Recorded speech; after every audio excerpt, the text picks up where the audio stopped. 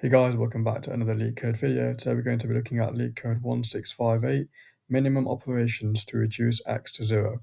This is a medium difficulty Leetcode problem, and in this problem description we're told that we're given an integer array called nums and an integer x. And in one operation, we can either remove the leftmost or the rightmost element from the array nums and subtract its values from x, and know that this modifies the array for future operations. And we want to return the minimum number of operations to reduce x to exactly 0, if it is possible. If it's not possible, we just want to return -1. So the problem description is a bit confusing, and it trips people up because you start to think, okay, an operation is removing one element from the left or the right, but not the center. And how am I going to approach this? But really, what you want to what the problem is saying is that we want to have a contiguous subarray. We want to have a contiguous subarray, which if we were to take away this subarray from, or the sum of this subarray from the sum of all the numbers in the total array, it would be equal to x. And so if you were to take away those elements away from x, x would be equal to 0. So this can be framed as a sliding window problem. And in essence, if we want to create a contiguous subarray which is equal to target, and target is going to be equal to the length, or the sum of nums minus x. So in this example over here, we have the sum of these numbers, which is 11. 11 minus 5 is equal to 6.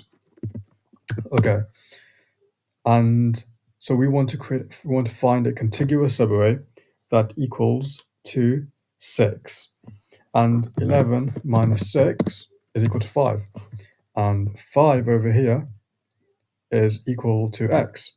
So if we were to take away those elements from 5, or those integers from 5, we would end up with a 0. So that's basically how we want to solve this problem. Is we want to use a sliding window technique to find a contiguous subarray which equals to target, and the target is going to be equal to the sum of nums minus x. So let's actually get to coding this problem. The first thing we want to do is, of course, define our target. So our target is going to be equal to the sum of nums minus x. And what about if this sum ends up being less than 0?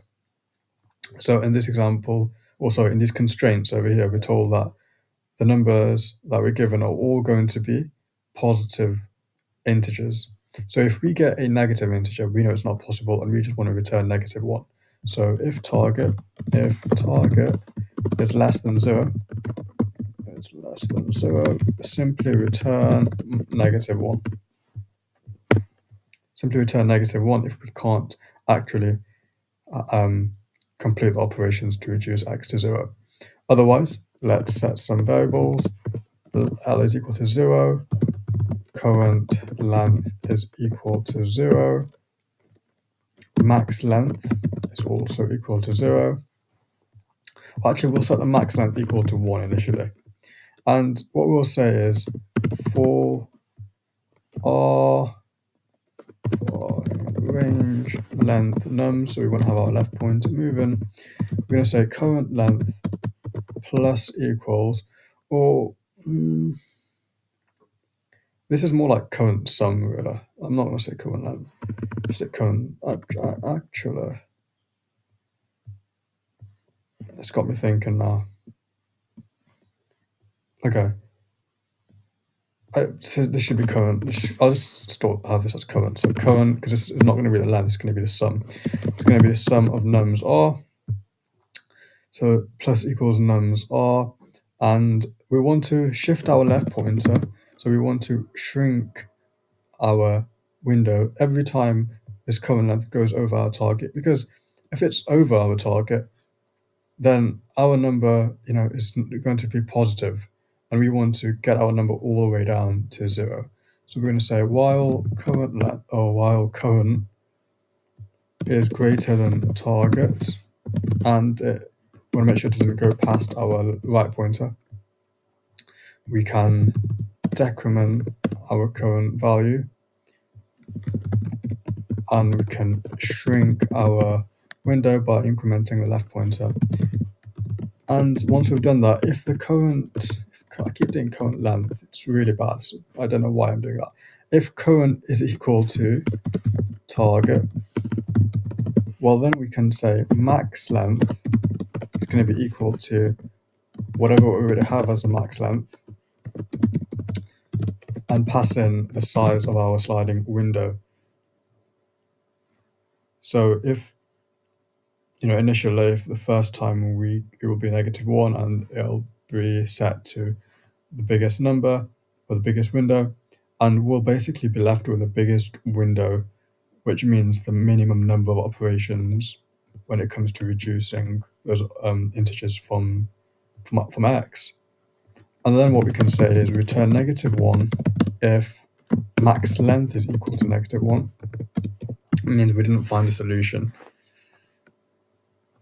Otherwise, we want to else, I can say else the length of nums minus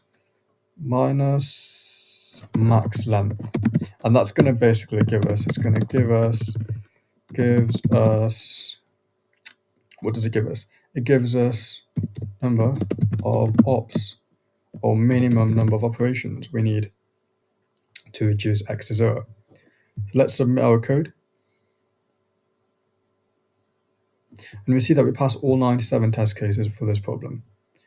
In terms of time complexity, guys, it is a sliding window problem and we're not using any extra space. So we can just say it's going to be big O of n time linear and big O of 1 space constant. So this problem, guys, it is a bit difficult to spot that this is a sliding window problem. I think the part which really gets people is removing the leftmost or the rightmost element. That just makes your head spin a bit because you're kind of wondering, how will I solve this problem? Well, once you reframe it and understand you just want a contiguous subarray in the center, it doesn't matter what, this doesn't overly matter the fact that we're going to remove from the leftmost or rightmost. It just indicates we want a contiguous subarray in the center. It makes solving the problem a lot easier, and then you can just use that intuition to come to the conclusion of using a sliding window technique. So with that being said, I hope you guys enjoyed this video and found it informative, and I'll catch you in the next one.